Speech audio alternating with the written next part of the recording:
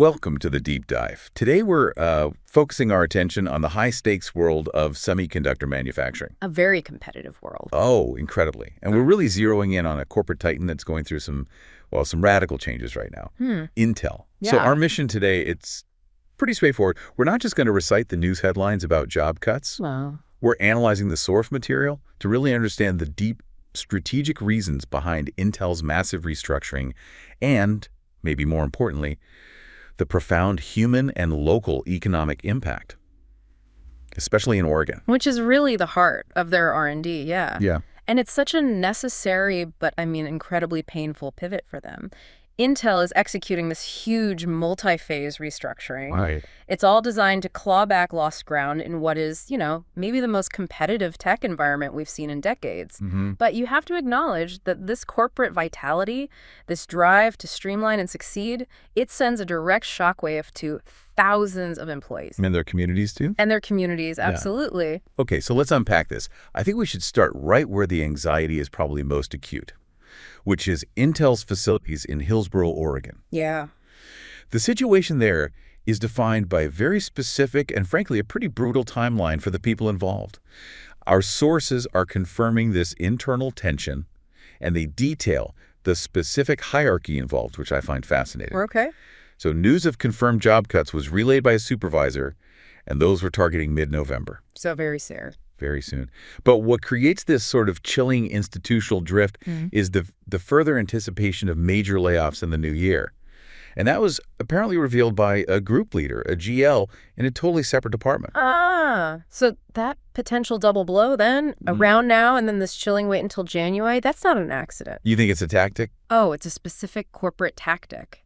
Management uses this staggered approach to mitigate the immediate shock on their quarterly reports and maybe prevent everyone from leaving at once, but strategically. Yeah. It just creates this pervasive, sustained anxiety. And this leads us directly to the core human cost. I think we have to bring in the employee voice here because it just perfectly captures the emotional drain. One concerned worker shared this insight. They said, "It's so frustrating going to work, motivating yourself to do better, only to hear layoff news completely drains you." Wow. It speaks volumes, about the difficulty of trying to maintain high-level performance when you're under this constant threat of uncertainty. It really does. It makes you wonder how any high-stakes, innovative work even gets done when morale is being systemically eroded like that. Okay. But this isn't just an Oregon story, is it? I mean, when we zoom out, the national numbers really hammer home the magnitude of this problem for you, the listener. Yeah. Nationwide, Intel's aggressive efforts to slash costs have already resulted in huge job losses. We're talking surpassing 5,000 positions across the United States. Over 5,000. And the scaling is just dramatic. In California alone, our sources indicate the chip maker more than doubled its initially projected job cuts. Doubled them. So this isn't just, trimming the fat. This is a fundamental re-engineering of the company's entire footprint. And that brings us to the strategic why. The core reason for all of this is about redirecting massive amounts of capital. The goal isn't just cost reduction. It's more than that. It's about shifting resources and shifting them intensely away from legacy areas and towards high growth segments like their new foundry services and, the big one, AI acceleration. They need to be leaner and faster because the competition isn't just a threat anymore. It's actively taking market share. Intel faces just intense pressure from rivals. You have AMD, for instance, which has gained so much traction in that high-margin server processor space.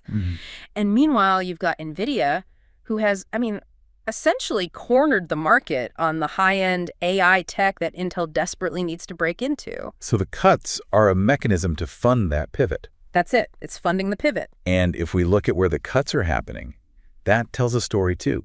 Sources confirm that key R&D and institutional roles, especially in the older administrative and legacy manufacturing units, they're being targeted. In places like Oregon. Exactly, in places like Oregon. And this just raises a fundamental tension for me. Okay, so from a cold business perspective, these cuts might be necessary for long-term survival. I get that. Sure. But if they're cutting key R&D personnel in a state like Oregon, how does Intel square that circle? How do you innovate your way out of a crisis while you're actively eroding the very institutional knowledge you need to build future products? That is the crucial paradox, isn't it? The irony of these deep, kind of opaque cuts is that they are a productivity killer. Right. That anxiety we talked about, it doesn't just reduce well-being. It creates what our sources are calling institutional drift. A drift. A lack of focus, a lack of engagement that actively hinders the innovation Intel needs to survive this whole strategic pivot.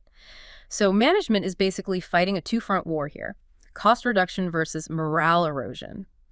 The fear of job loss, it immediately leads to a decline in efficiency. Instantly. Which makes transparent communication not just, a nice to have, it's an absolute necessity to maintain any kind of trust and engagement during such a destabilizing time. Absolutely. And when that communication fails, employees are forced to look inward for support. Mm-hmm. And we know that many are turning to colleagues, friends, and family, which is, a natural response to a shared trauma. Yeah. Or they're wisely seeking professional support and exploring other career options. Mm. The company's response here, providing adequate resources, is just, it's so critical for showing respect to the people who built the business in the first place. And we have to emphasize that the ripple effects, they do not stop at the Intel campus gates. No. Hillsboro, Oregon has for so long been this massive, multi-generational hub for Intel.